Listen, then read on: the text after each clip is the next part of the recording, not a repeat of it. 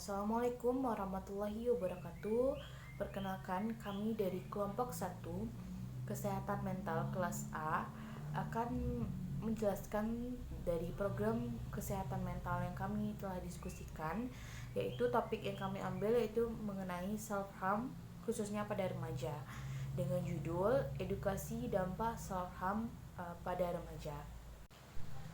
Adapun anggota dari kelompok 1 yaitu ada Neza Hanifah, ada Redatul Bonanya Atma, ada saya sendiri Angelina Roberto, ada Anissa Faradila, dan ada Hafiza, dan juga ada Tahta Mega Aryan.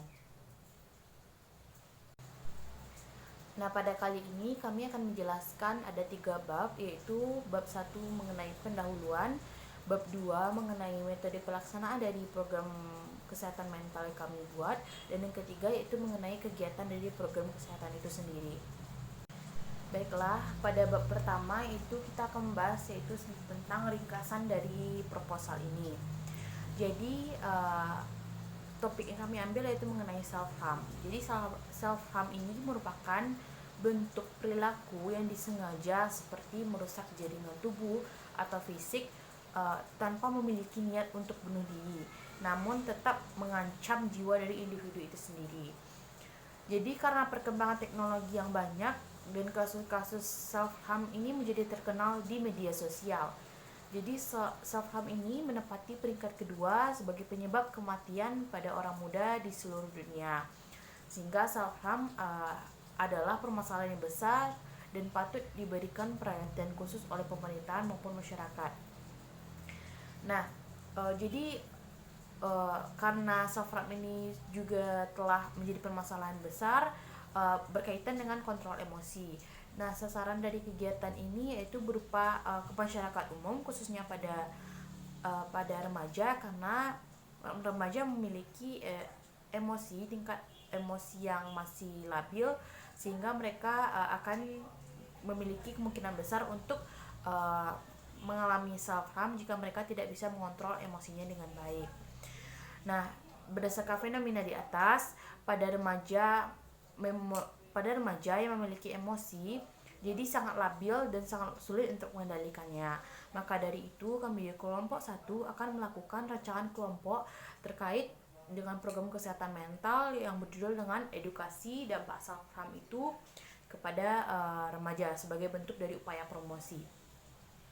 Nah, sasaran dari kegiatan ini yaitu peserta usia remaja dengan rentang umur 11 sampai 20 tahun dengan targetnya ada 100 orang peserta. Nah, tempat pelaksanaannya menyesuaikan karena berkaitan dengan sekarang yaitu masa pandemi. Dan juga tujuan dari kegiatan ini yaitu sebagai bentuk edukasi informasi-informasi dan pengetahuan seputar self harm, seperti penyebab terjadinya self harm, bentuk-bentuk atau tindakan yang dikatakan sebagai self harm itu sendiri, dan bagaimana cara untuk mencegah terjadinya self harm. Baiklah, yang selanjutnya itu mengenai analisis situasi. Jadi masa remaja itu adalah masa transisi dari anak-anak menuju dewasa awal. Nah, dengan rentang umur 12 hingga 20-an tahun. Pada masa ini banyak sekali terjadi perubahan, baik itu aspek fisiknya, kognitif, maupun psikologis. Nah, ketika remaja, individu tuh sangat dituntut untuk bisa beradaptasi pada perubahan-perubahan yang terjadi agar bisa mengurangi tekanan atau stres pada individu. Nah, jika individu sulit beradaptasi, hal ini akan berdampak pada stres yang dapat memicu konflik atau permasalahan. Jadi, banyak remaja yang mampu mengelola permasalahan itu dengan baik, namun banyak pula remaja yang tidak mampu menyelesaikannya dengan baik.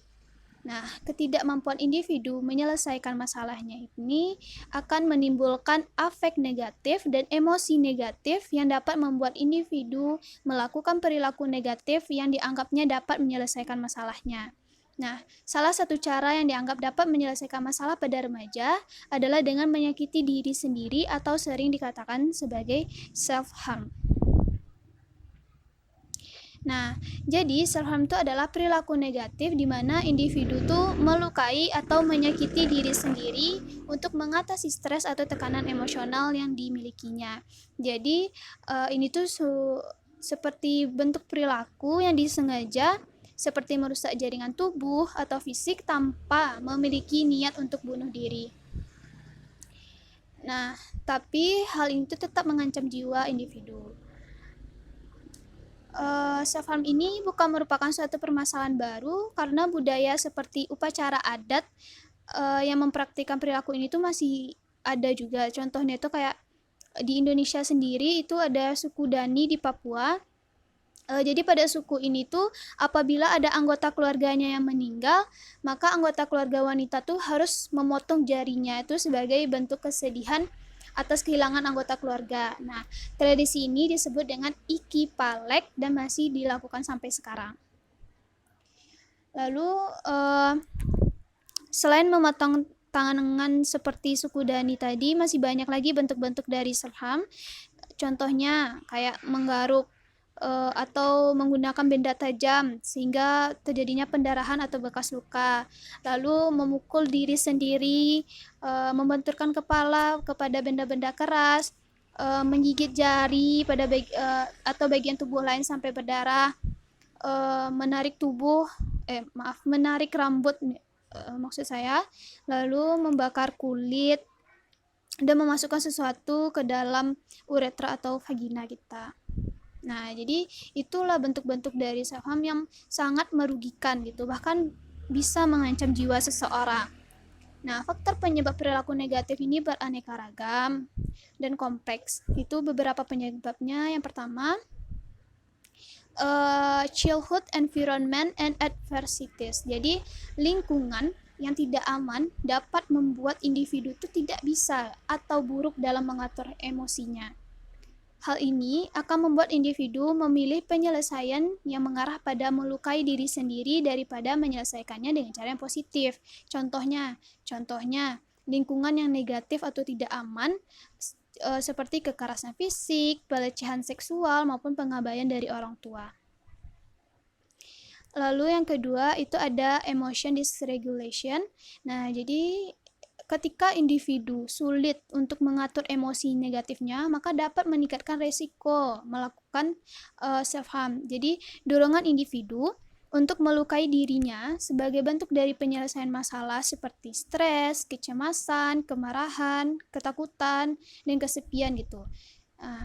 Ketika remaja memiliki toleransi stres yang rendah dan mengalami kesulitan dalam menanggapi pengalaman negatif, maka hal ini dapat meningkatkan resikonya untuk melakukan self-harm sebagai cara penyelesaiannya. Nah, faktor penyebab yang ketiga itu ada self-derogation. Jadi pada self-derogation ini itu adalah ketika individu itu merasa rendah diri terhadap diri sendiri dan menghukum diri merupakan faktor pendorong dari self-harm. Baiklah, untuk selanjutnya itu ada rumusan masalah dan tujuan. Jadi rumusan masalahnya untuk yang pertama itu apa yang dimaksud dengan self-harm. Nah, untuk yang kedua, mengapa self-harm bisa terjadi pada remaja. Dan yang ketiga itu bagaimana tindakan promosi untuk mencegah self-harm pada remaja. Sedangkan tujuannya untuk yang pertama itu ada untuk mengetahui apa yang dimaksud dengan self-harm. Yang kedua, untuk mengetahui penyebab self-harm pada remaja. Dan yang ketiga, untuk mengetahui upaya promosi untuk mencegah self-harm pada remaja. Baiklah, selanjutnya ada manfaat, di mana ada dua manfaat dilakukan kegiatan ini. Yang pertama untuk pelaksana kegiatan, di mana bagi pelaksana kegiatan ini bermanfaat untuk memenuhi tugas serta merealisasikan ilmu yang telah diperoleh selama perkuliahan di psikologi FK UNAN, khususnya dalam mata kuliah kesehatan mental. Lalu manfaat yang kedua untuk masyarakat umum. Bagi masyarakat umum, kegiatan ini dapat menambah informasi serta edukasi terkait pentingnya kesehatan mental, khususnya pada kalangan remaja yang menjadi sasaran utama dari kegiatan ini dilakukan. Baiklah, selanjutnya yaitu metode pelaksanaan. Yang pertama ada kerangka pemecahan masalah. bisa dilihat di layar bentuk dari kerangka pemikiran masalahnya. Yang pertama ada persiapan, studi pendahuluan, analisis situasi, rumusan masalah, tujuan dan manfaat, lalu metode pelaksanaan yang ada 3, yaitu ada kriteria keberhasilan, pelaksanaan kegiatan, dan tempat dan sasaran kegiatan. Yang terakhir ada evaluasi. Selanjutnya yaitu metode pelaksanaan kegiatan, yaitu ada kampanye. Metode yang dilakukan dalam pelaksanaan kegiatan ini yaitu berupa kampanye yang dilakukan kepada masyarakat umum, itu khususnya remaja. Nah, kegiatan ini dilakukan sebab masih banyak individu, khususnya remaja, yang tidak bisa mengontrol emosinya dengan baik, bahkan melampiaskan emosinya dengan cara menyakiti dirinya sendiri, sehingga hal itu tentu saja akan berdampak pada kesehatan mental dan keadaan psikologisnya. Pada kampanye ini akan diberikan edukasi, informasi-informasi, dan pengetahuan seputar self-harm, seperti penyebab-penyebab terjadinya, bentuk-bentuk tindakan yang dikatakan self-harm, serta bagaimana cara untuk mencegah terjadinya self-harm ini. Sehingga peserta itu dapat mengetahui, kenal, sadar, dan paham mengenai self-harm, serta diharapkan nantinya peserta dapat berbagi informasi dan dapat mencegah terjadinya tindakan self-harm ini ke depannya.